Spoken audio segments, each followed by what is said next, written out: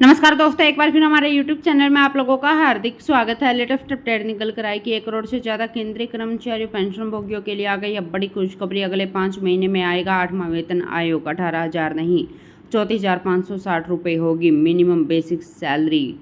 कर्मचारियों की पेंशन और सैलरी में होगी ज़बरदस्त बढ़ोतरी। तो दोस्तों, हम आपको सब डिटेल में बताएंगे कि केंद्र सरकार केंद्रीय कर्मचारियों के लिए 8वां वेतन आयोग कब लेकर आ रही है और 8वें वेतन आयोग के लागू होने से कर्मचारियों की सैलरी में और पेंशनर्स की पेंशन में कितना इजाफा होगा। अगर आप हमारे चैनल पर फर्स्ट टाइम विजिट करें तो चैनल को लाइक कर दीजिए, सब्सक्राइब कर दीजिए, साथ ही साथ बेल आइकन को भी बजा दीजिए ताकि गवर्नमेंट या पेंशन से संबंधित जितने भी न्यूज आती हैं उनकी नोटिफिकेशन आप लोगों के पास तुरंत पहुँच सके। तो करते हैं वीडियो को स्टार्ट बिना किसी देरी के। दोस्तों, अगले 5 महीनों में देश में 8वां वेतन आयोग आने जा रहा है। सरकार ने हरी झंडी देने पर न्यूनतम बेसिक सैलरी 18,000 रुपये से बढ़कर 34,560 रुपये हो जाएगी। इसके अलावा पेंशनर्स को मिलने वाली न्यूनतम बेसिक पेंशन में भी बढ़ोतरी होगी। साथ ही पूरा सैलरी और पेंशन का स्ट्रक्चर भी बदल जाएगा। केंद्रीय कर्मचारी पेंशनर्स के लिए एक राहत की खबर है। उन्हें दिसंबर के पीरियड के महंगाई भत्ते में 3% की बढ़ोतरी कर दी गई है। अब महंगाई भत्ता 53% हो गया है। यह बढ़ोतरी 1 जुलाई 2024 से लागू है। इसका मतलब है कि कर्मचारी और पेंशनर्स को अक्टूबर की सैलरी के साथ 3 महीने का एरियर भी मिलेगा। यह दिवाली से पहले एक बड़ी राहत के रूप में है। दोस्तों, अब सवाल उठता है कि क्या केंद्र सरकार 8वें वेतन आयोग की स्थापना का ऐलान करेगी। करोड़ों कर्मचारी पेंशनर्स इस सवाल का जवाब चाहते हैं। पिछले कुछ दशकों में सरकार हर 10 साल में एक नया वेतन आयोग लागू करने जा रही है, इसलिए इस बार भी कर्मचारियों को उम्मीद है कि केंद्र सरकार उनके लिए 8वां वेतन आयोग लेकर आए।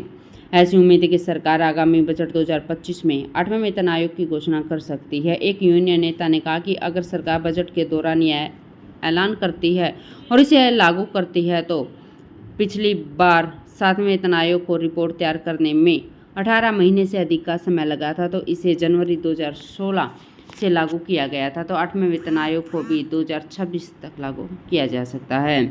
दोस्तों, कर्मचारी और पेंशन यह जानने के लिए उत्सुक है कि 8वां वेतन आयोग उनके वेतन और पेंशन में क्या बदलाव लेकर आएगा।